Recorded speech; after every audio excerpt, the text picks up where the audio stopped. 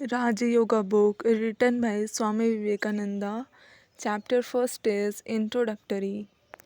All our knowledge is based upon experience. What we call inferential knowledge, in which we go from the less general to the more general, or from the general to the particular, has experience as its basis. In what are called the exact sciences, people easily find the truth because it appeals to the particular experience of every human being.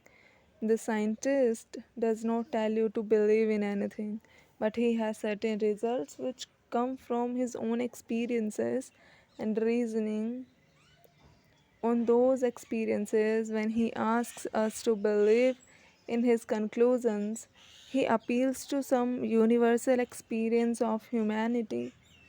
In every exact science, there is a universal basis which is common to all humanity, so that we can at once see the truth of the fallacy of the conclusions drawn therefrom.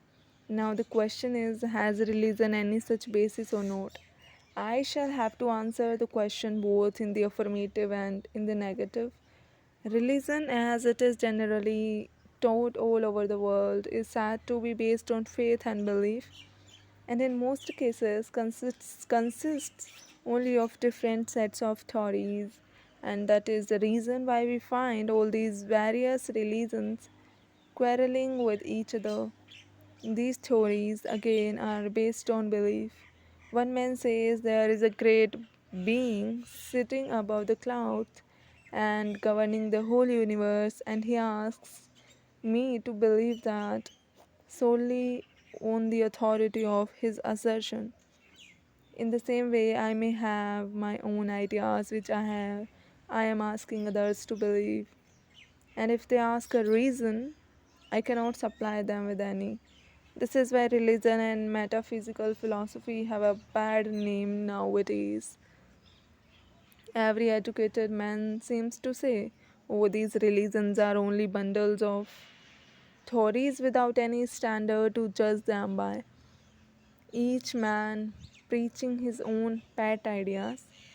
At the same time, I must tell you that there is a basis of universal belief in religion governing all these different theories and all the varying ideas of different sects of man in different countries. Going to the basis of them, we find that they also are based upon universal experiences. In the first place, I will ask you to analyze all the various religions of the world. You will find that these are divided into two classes: those with a book and those without a book. Those with a book are the strongest and have the largest number of followers. Those without books have mostly died out, and the few new ones have very small followings. Yet, in all of them, we find one consensus of opinion that the truths they teach are the result of the experiences of particular persons. The Christian asks you to believe in his religion, to believe in Christ, and to believe in him as the incarnation of God. To believe in a God, in a soul, and in a better state of that soul. If I ask him for reasons, he says, no, it is my belief.